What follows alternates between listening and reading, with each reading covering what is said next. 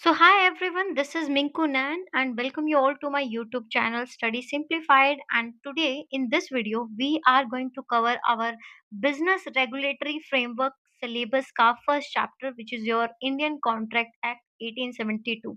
So this video will be useful for all the BBA student, BCom student and any of the student who is having that BRF subject, right? So let us start and continue with the explanation. So the first thing comes to our mind is where from this act came. So देखिए ये act जो है आपका 1872 के अंदर आपका introduce होता है एंड ये पूरे इंडिया को गवर्न करता है, यानी कि आपका ज्यादातर केसेस में पहले ऐसा होता था कि it is not extended to Jammu and Kashmir territory, but अब ऐसा नहीं है.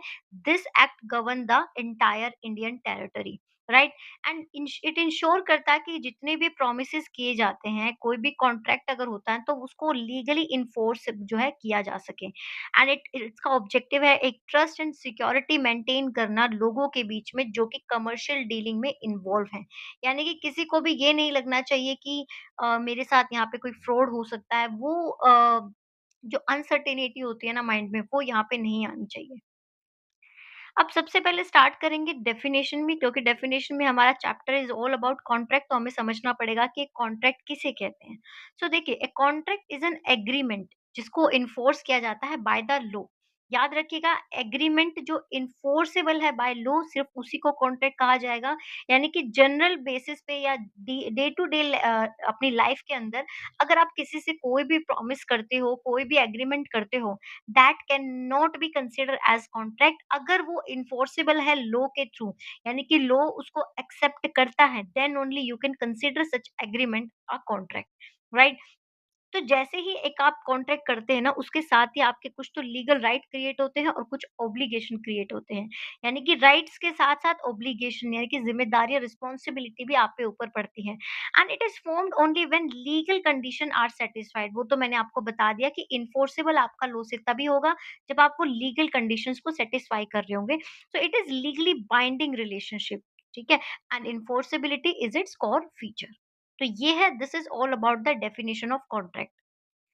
नाउ एग्रीमेंट क्या होते हैं? अभी मैंने कहा कि एग्रीमेंट क्या होता है. एग्रीमेंट एक सेट ऑफ प्रॉमिस होता है जिसमें कोई ना कोई कंसिडरेशन भी आपका होता है. एग्रीमेंट का मतलब यहाँ पे अगर मैं इस लाइन का मतलब समझाऊं, basically if there are two person A and B, A कहता है कि I want to buy this thing, this pen from you, and B कहता है कि ठीक है, I can give it to you but it will cost you ₹10. So यहाँ पे जो दो लोग हैं A and B, they are making promise to each other. One is saying I will buy and another is saying okay, I'll give you but I'll charge for ₹10, right. So ये जो आपका set of promise है जिसके अंदर एक consideration छुपा हुआ है कि एक को बदले में पेन मिलने वाला है, दूसरे को यहाँ पे पैसे मिलने वाले हैं, उसी इस तरीके के प्रोमिस को क्या कहते हैं? एग्रीमेंट कहते हैं. तो इसमें एक ऑफर होता है और दूसरा यहाँ पे एक्सेप्टेंस आता है, ठीक है. सो बहुत ही वाइडर टर्म है कॉन्ट्रैक्ट से. यानी कि कॉन्ट्रैक्ट तो फिर भी वो चीजें हैं जिसमें वो लीगली इन्फोर्सेबल होते हैं, जबकि एग्रीमेंट हम डे टू डे लाइफ में भी करते हैं, तो they may not be legally enforceable and they may be. तो दोनों ही चीजें हो सकती हैं. जैसे कि आपने अपने फ्रेंड से प्रॉमिस किया कि मैं हमारी शादी में जरूर आऊंगा, राइट. तो ये एक सोशल एग्रीमेंट है, ये लीगली इन्फोर्सेबल नहीं है. सो ओनली इन्फोर्सेबल एग्रीमेंट जो होते हैं ना, उनको हम कॉन्ट्रैक्ट कहते हैं. फाइन. अब आते हैं कि प्रॉमिस क्या है. प्रॉमिस का मतलब होता है जब भी कोई एक ऑफर आता है ना और उसकी एक्सेप्टेंस आपकी बन जाती है, that is known as promise, ठीक है. जैसे मैंने अभी आपको एग्जांपल दिया कि मैं आपकी फ्रेंड की शादी में जरूर आऊंगा, ठीक है. कोई आपका फ्रेंड है, उससे आप बोल रहे हो कि एक्स मैं तुम्हारी शादी में जरूर आऊंगा, राइट. तो ये एक प्रॉमिस है जिसको अगर एक्सेप्ट किया जाएगा ओनली तब. तो ये बेस होता है एग्रीमेंट. बिना प्रॉमिस के आप कभी भी एग्रीमेंट नहीं बना सकते. बट याद रखिएगा, ये जो आपने प्रॉमिस किया है, ये एक ऑफर जो है ना, ये एक्सप्रेस भी हो सकता है, इम्प्लाइड भी हो सकता है. अब ये एक्सप्रेस का क्या मतलब है, इम्प्लाइड का क्या मतलब है, वो हम आगे पढ़ेंगे इनके बारे में, तो डोंट वरी अबाउट इट.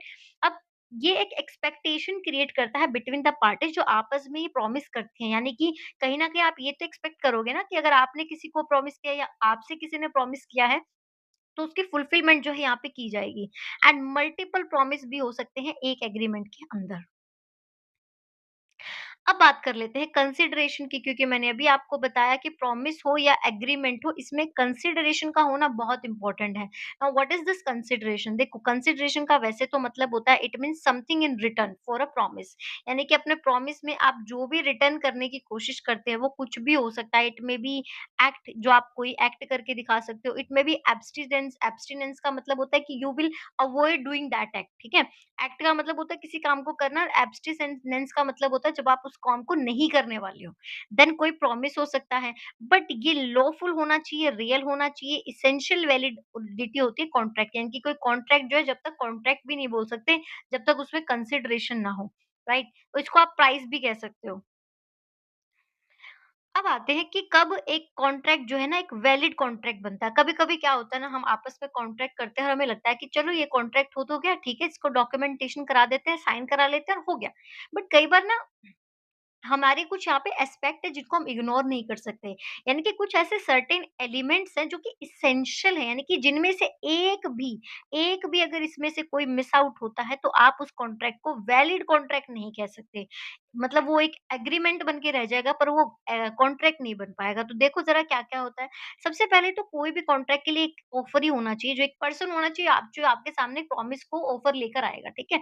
और दूसरा पर्सन उसको एक्सेप्ट करेगा। दोनों में से अगर कोई भी चीज़ मिस होती है तो कॉन्ट्रैक्ट नहीं बन पाएगा। देन इंटेंशन होनी चाहिए to create a legal relation.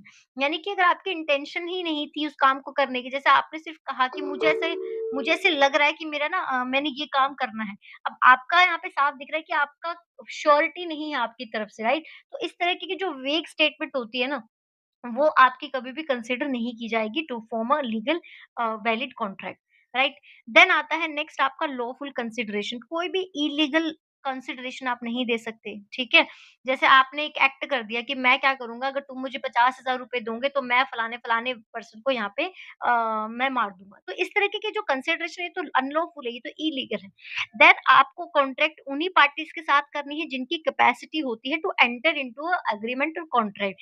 यानी कि जो आपके मेजर लोग हैं, मेजर मतलब जो 18 प्लस के एज के लोग हैं, ये साउंड माइंड के। इसका मतलब ये हुआ जो आपका माइनर लोग होते हैं, यानी कि बिलो द एज ऑफ 18, और आपके अनसाउंड माइंड होते हैं, may be delirious, may be unconscious, may be not rational for some reason. उन लोगों के साथ आप कॉन्टेक्ट करोगे, that can not be considered as a valid contract. Free consent होनी चाहिए। फ्री कंसेंट का मतलब हुआ कि you will not bind some any party to enter into the contract forcefully. जैसे आप किसी को डरा रहे हो, धमका रहे हो, ठीक है? तो ये जो फिजिकल थ्रेटनिंग कर रहे हो या फिर ऐसी बातों से उसको थ्रेट दे रहे हो, ठीक है? तो ये जो चीजें होती है ना, ये सब नहीं होना चाहिए। फ्री कंसेंट होनी चाहिए। लॉफुल ऑब्जेक्ट होना चाहिए। आपका जो ऑब्जेक्टिव है, जो आपका पर्पस है ना, वो आपका लॉफुल होना चाहिए। कोई इलीगल एक्ट नहीं होना चाहिए। जैसे कि आपने किसी से प्रॉमिस कर लिया, कॉन्ट्रैक्ट पे वो साइन करवा लिया कि हम ना स्मगलिंग करेंगे दोनों मिलके, तो भले ही आपने साइन सुन सब ले लिया, लेकिन वो लीगल तो नहीं है ना, वो ऑब्जेक्ट ही आपका अनलॉफुल है, तो वो कभी कॉन्ट्रैक्ट बना ही नहीं था, ठीक है? देन आपका किसी भी अदर लॉ के अंदर वो जो आपका कॉन्ट्रैक्ट है ना, वो आपका वॉइड नहीं होना चाहिए। अब वॉइड का मतलब क्या होता है, कभी-कभी हम ऐसे कॉन्ट्रैक्ट कर लेते हैं जो हमें लगता है कि वो शायद वैलिड है, बट असल में होते नहीं है। जैसे कि कोई भी गवर्नमेंट की स्कीम होती है, जैसे मान लो गवर्नमेंट एक स्कीम लेकर आती है कि जिन लोगों के पास घर नहीं है, हम उनको एक फॉर्म देते हैं, उस फॉर्म को जो भी फिल करेगा, उनको हो सकता है कि हम एक घर एलोकेट कर दें। अब ऐसे में आपने वो सुन के ये बात और आपको लगा कि यार सच में मेरे पास तो घर नहीं, मैं फॉर्म फिल कर देता हूँ।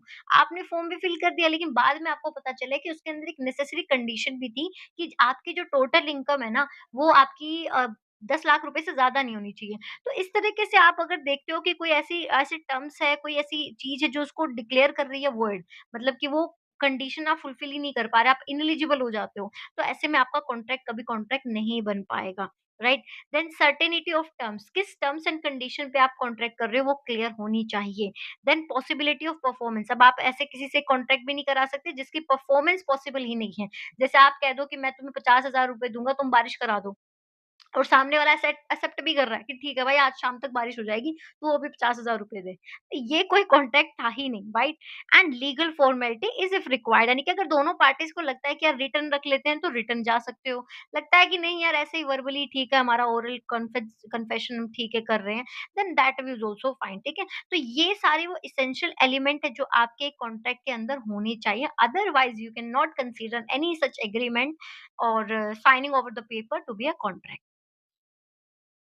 अब हम देखते हैं हमारे किस-किस टाइप के कॉन्ट्रैक्ट होते हैं। देखिए पहला कॉन्ट्रैक्ट होता है बेस्ड ऑन वैलिडिटी, यानी कि वैलिडिटी के बेसिस पे देखो एक होता है आपका वैलिड कॉन्ट्रैक्ट, वैलिड जो लीगली एन्फोर्सेबल है, जिसको लॉ भी एक्सेप्ट करेगा। देन एक होता है वॉइड कॉन्ट्रैक्ट जिसको कभी भी लॉ एक्सेप्ट नहीं करता। देन होता है वॉइडेबल, वॉइडेबल का मतलब होता है जहाँ आपने बिना किसी वन पार्टी की कंसेंट के ज़ोर-ज़बरदस्ती करके, कोर्जन से, फ्रॉड से, बाय मिस्टेकनली, मिसरिप्रेजेंटेशन से, किसी भी तरीके से आपने उस पर्सन को कॉन्ट्रैक्ट एंटर तो करा लिया, बट बाद में जब उसको पता लगता है या बाद में वो इस चीज़ की कंप्लेंट करता है, तो वो वॉइडेबल हो सकता है। यानी कि एक पार्टी के पास एक ऑप्शन आ जाता है कि आप चाहो तो इसको एनफोर्स करा सकते हो, आपको लगे नहीं कराना तो आप इसको कैंसल भी कर सकते हो। दैट इज़ अ वॉइडेबल, ठीक है? यानी कि शुरू से वॉइड नहीं था, बाद में उसको पता लगता है। देन इलीगल वो होते हैं जो फॉरबिडन है, यानी कि लॉ इसको एक्सेप्ट ही नहीं करेगा कि ऐसा कोई कॉन्ट्रैक्ट हो भी सकता है। Fine? That is your illegal contract. अब बेस्ड ऑन फॉर्मेशन, यानी कि बनाने के बेसिस पे देखिए टाइप्स ऑफ कॉन्ट्रैक्ट, एक हो सकता है एक्सप्रेस और एक हो सकता है इम्प्लाइड, जो मैंने आपको पीछे भी कहा था कि मैं आपको बताऊंगी आने वाले स्लाइड्स के अंदर। तो देखिए एक्सप्रेस का मतलब होता है जब हर चीज क्लियरली मेंशन होती है। अगर मेंशन नहीं होती है तो मतलब आपको फिर भी पता होता है कि ये चीज ऐसे ही होनी है। जैसे कि आपको पता है कि अगर आपको बस पे चढ़ना है ना, ठीक है, तो आपको मान लो आपको किसी पर्टिकुलर एरिया में जाना है, तो आप उसी एरिया की बस पकड़ोगे ना, ठीक है? तो अगर आप उसकी टिकट ले रहे हो, आपने एक एक्शन कर दिया, ठीक है? आपने उसकी टिकट खरीद ली, तो इसका मतलब ये है ना कि आप उस रूट से आप जाने वाले हो। और इम्प्लाइड का मतलब होता है कि आपने शायद क्लियरली नहीं किया उस चीज़ को, बट आपका जो कंडक्ट है, आपका जो बिहेवियर है, वो इस चीज़ को रिफ्लेक्ट कर रहा है। फॉर एग्जाम्पल जैसे एक ड्राइवर क्या करता है ना, ड्राइवर आपकी बस स्टैंड के आगे आपके आके बस रोकता है, ठीक है? कोई भी बस स्टॉप होता है, वहाँ पे ड्राइवर बस को रोकता है। इसका क्या मतलब होता है? इसका मतलब होता है कि वो आपको ऑफर कर रहा है कि अगर आपको बस में आना है तो आप आ सकते हो।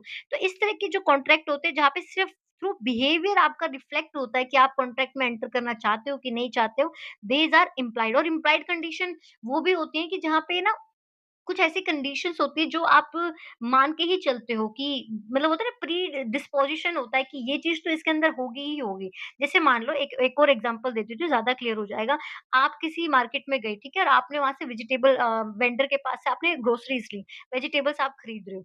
अब आप क्या कह रहे हो, आपने उसको बोला कि 1 किलो ये दे दो, 2 किलो ये दे दो, 3 किलो ऐसे सामान आपने बहुत सारी सब्जियाँ ले ली। अब आप ये तो मान के चलोगे ना कि वो जो आपने सामान खरीदा है पूरा ग्रोसरी का, वो आपका जो है फ्रेश होना चाहिए, वो क्वालिटी जो है वो खराब नहीं होनी चाहिए, डैमेज चीज़ें नहीं होनी चाहिए।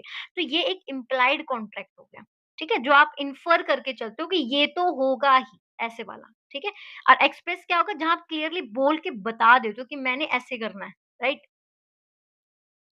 नेक्स्ट आता है on the basis of obligation. और ऑब्लिगेशन के बेसिस पे आपके कॉन्ट्रैक्ट हो सकते हैं यूनिलेटर, जहाँ पे सिर्फ एक ही पार्टी को परफॉर्म करना होता है, ठीक है? और दूसरे होते हैं आपके बाइलेटरल। बाइलेटरल में दोनों को आपका म्यूचुअली प्रॉमिस होता है, यानी कि आप एक स्टेप लोगे तो सामने वाला दूसरा स्टेप करेगा।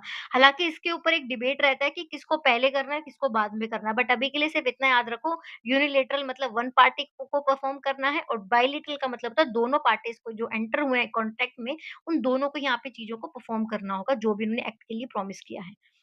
देन आता है आपका types of contract based on, अच्छा ये हो गया ना, ये तो रिपीट हो गया। अब हमें देखना है difference between agreement and contract. तो देखते हैं एग्रीमेंट और कॉन्ट्रैक्ट में क्या आपका डिफरेंस होता है। पहला होता है डेफिनिशन को देखो। देखो एग्रीमेंट का मतलब होता है जब आपका कोई भी प्रॉमिस या सेट ऑफ प्रोमिसेस आप जो करते हो, दैट इज़ एग्रीमेंट। कॉन्ट्रैक्ट में यही जो प्रॉमिस अगर वो लीगली इन्फोर्सेबल हो जाए, then it can be a contract. Legal obligation की बात करें तो एग्रीमेंट में कोई लीगल ऑब्लिगेशन नहीं होता, जबकि कॉन्ट्रैक्ट की तो ये मस्ट रिक्वायरमेंट है। स्कोप की बात करें तो एग्रीमेंट आपके social, moral, value based agreement हो सकते हैं, तो ज्यादा वाइडर है। जबकि यहाँ पर सिर्फ लीगल चीजों को ही यहाँ पे आप कॉन्ट्रैक्ट कह सकते हो।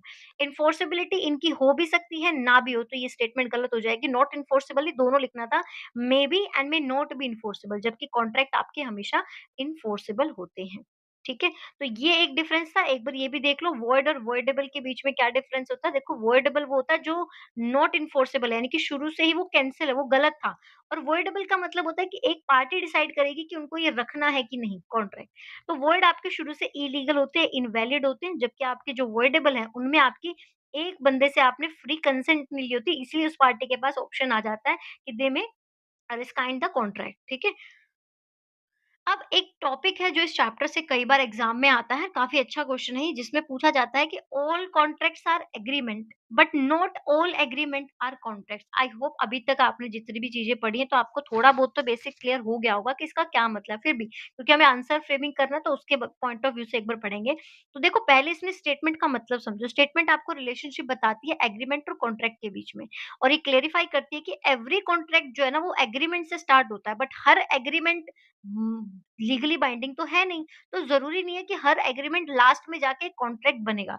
यानी कि इस डायरेक्शन में तो ठीक है, उल्टा बोले इस ये डायरेक्शन तो ठीक है, बट ये डायरेक्शन आपकी ठीक नहीं है। ठीक है? So a contract is a special type of agreement जो इन्फोर्सेबल होगा।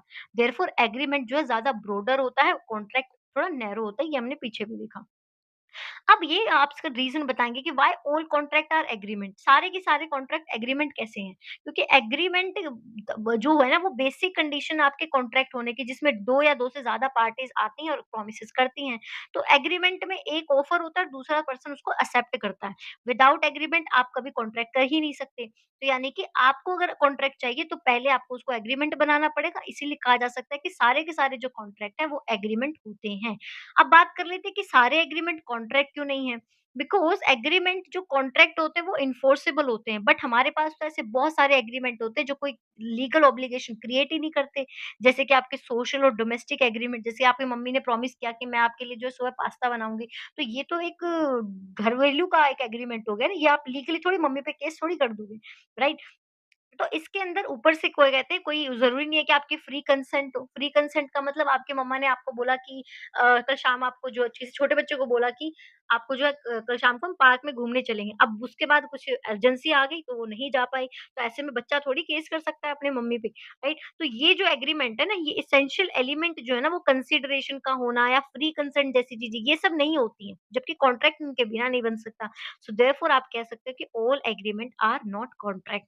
सो that's all for the video. I hope आपको चीजें समझ में आई होंगी। समझ में आई है तो मुझे कमेंट सेक्शन में कमेंट करके जरूर बताना। एंड इस तरह की और भी वीडियोस मैं आपके लिए लाती रहूंगी। चैनल को लाइक शेयर एंड सब्सक्राइब जरूर करेगा। Thank you and have a nice day.